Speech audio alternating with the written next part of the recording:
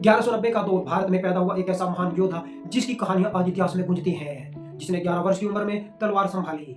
उसका नाम था पृथ्वीराज चौहान। हम बताएंगे आपको इस वीडियो में पूरी कहानी को विस्तार से। उससे पहले मैं हूं सुरेंद्र और आप देख रहे हैं हिस्ट्री पॉडकास्ट। आप यदि हमारे चैनल पर पहली बार आए हैं तो चैनल को सब्सक्राइब कर दीजिएगा और वीडियो को लाइक कर दीजिएगा। चलो शुरू करते हैं इस कहानी को। पृथ्वीराज चौहान की कहानी एक राजा की कहानी नहीं है, बल्कि एक युग की कहानी है जिसने अंतिम हिंदू सम्राट के रूप में दिल्ली पर शासन किया। जब भारत की सीमाओं पर विदेशी आक्रमणकारियों का तूफान मंडरा रहा था, जब विदेशी आक्रमणकारी लगातार हमले कर रहे थे और एक युवा राजपूत वीर योद्धा एकला खड़ा था इस तूफान के सामने। पृथ्वीराज चौहान का जन्म 1166 में अजमेर के शाही परिवार में हुआ। उनके पिता थे सोमेश्वर चौहान, अजमेर के राजा। उनकी माता का नाम था कर्पूरी देवी, दिल्ली के राजा आनंदपाल तोमर की बेटी। बचपन में ही पृथ्वीराज चौहान कुछ खास था। जब दूसरे बच्चे खेल रहे होते तो वो तीर कमान संभाले होता, जब दूसरे सो रहे होते तो वो अपनी घुड़सवारी सीख रहा होता। उसकी आंखों में एक अलग ही चमक थी, एक योद्धा की चमक। कहते हैं कि पृथ्वीराज चौहान को शब्द बेदीबान चलाना आता था, यानी कि शब्द सुनकर निशाना लगाना। यह कोई साधारण कला नहीं थी। इसके गुरु थे विद्वान और चंद बरदाई। चंद बरदाई एक गुरु ही नहीं बल्कि उसके सबसे करीबी मित्र भी थे। साथ खेले, साथ पढ़े और साथ ही युद्ध कला सीखी। एक ऐसी दोस्ती जो मौत तक साथ रही।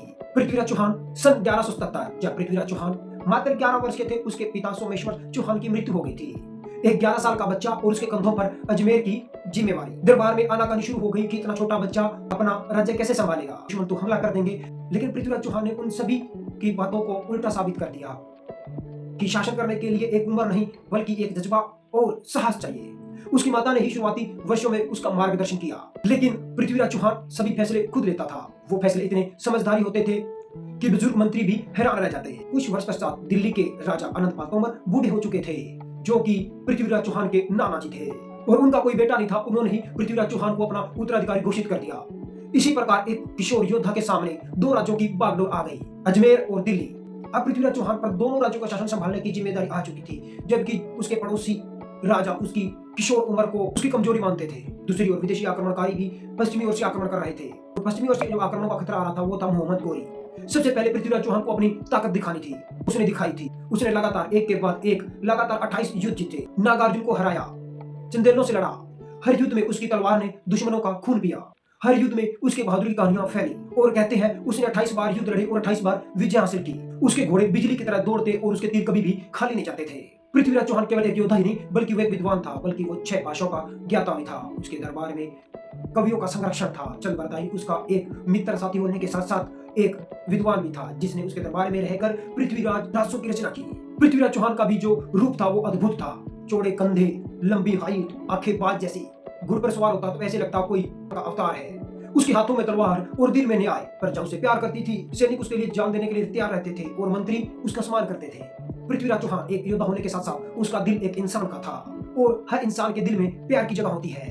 कन्नौज उत्तर भारत का एक और शक्तिशाली राज्य, जिसका राजा था जयचंद राठौर, महत्वाकांक्षी और घमंडी राजा।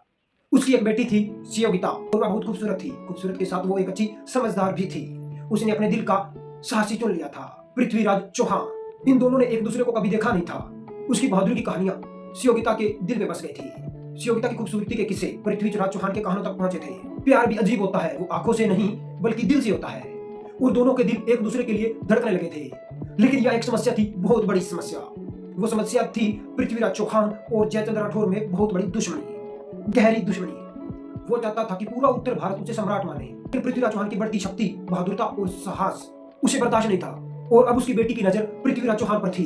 यह जयचंद के अहंकार पर सीधा प्रहार था। जयचंद ने एक भव्य स्वयंवर का आयोजन किया, जिसमें देश के अलग अलग सभी राजाओं को वहां पे स्टेशन दिया और अपने दरबार में उनको बुलाया। लेकिन इस स्वयंवर में जानबूझकर पृथ्वीराज चौहान को नहीं बुलाया, और अपमान यही नहीं रुका, बल्कि जयचंद ने पृथ्वीराज चौहान की बाहर द्वारपाल पर मूर्ति बनवाई। वह मूर्ति थी पृथ्वीराज चौहान की, ताकि सब राजा उस मूर्ति को देखें और समझ जाए कि पृथ्वीराज चौहान केवल द्वारपाल के लायक है। यह खबर पृथ्वीराज चौहान तक पहुंची। उसके दरबार में गुस्सा फैल गया। सेनापति युद्ध की मांग करने लगे, मंत्री बदला लेने की बात करने लगे। लेकिन पृथ्वीराज चौहान शांत था, क्योंकि उसे पिता का एक लेटर मिला था, पिता का संदेश। उस संदेश में लिखा था, आप असली महान योद्धा हैं तो आप आकर मुझे ले जाइए। जिसमें लिखा था कि मैं सिर्फ आपकी हूँ। पृथ्वीराज चौहान ने फैसला कर लिया, वो वहां कन्नौज जाएगा, राजा बनकर नहीं बल्कि एक प्रेमी बनकर, और जो होएगा वो देखा जाएगा। स्वयंवर का दिन आया और जयचंद के महल में भारत से अनेक राजा वहां पर आए और सैकड़ों राजा वहां पे इकट्ठे हुए। सब प्रतियोगिता को पाने के लिए बेताब थे। सब अपनी धन और संपत्ति का प्रदर्शन कर रहे थे। प्रतियोगिता ने शाही वस्त्र पहने हुए और हाथों में वरमाला ली हुई राजाओं के बीच चलना शुरू कर दिया। हर कोई उसे उम्मीद के साथ देख रहा था। प्रतियोगिता ने किसी की तरफ नहीं देखा। वो चलती रही और एक एक राजा को पार करती रही और वो फिर पहुंची दरवाजे पर, जहां पृथ्वीराज चौहान की मूर्ति खड़ी थी। पूरे दरबार में सन्नाटा था। प्रतियोगिता ने मुस्कुराते हुए उस मूर्ति के गले में माला डाल दी और ऊंची आवाज में कहा, मैंने अपना पति चुन लिया है। पृथ्वीराज चौहान। राजाओं में हंगामा मच गया। अपमान, ये तो सरासर अपमान है सभी राजाओं का। लेकिन तभी दरवाजे से एक आवाज गूंजी, धन्यवाद राजकुमारी, आपने जो माला पत्थर को पहनाई वो असली पृथ्वीराज ले जाएगा। और वहां खड़ा था पृथ्वीराज चौहान, जीवित और तलवार लिए हुए। उसके साथ उसके वीर योद्धा भी थे, कम योद्धा लेकिन जान की बाजी लगाने वाले। पृथ्वीराज चौहान ने प्रतियोगिता का हाथ थाम लिया और अपने घोड़े पर बिठाकर उसे ले गया। जयचंद जी का, रोको उन्हें और मार डालो। लेकिन पृथ्वीराज चौहान का घोड़ा तेज था, लेकिन तलवार और भी तेज।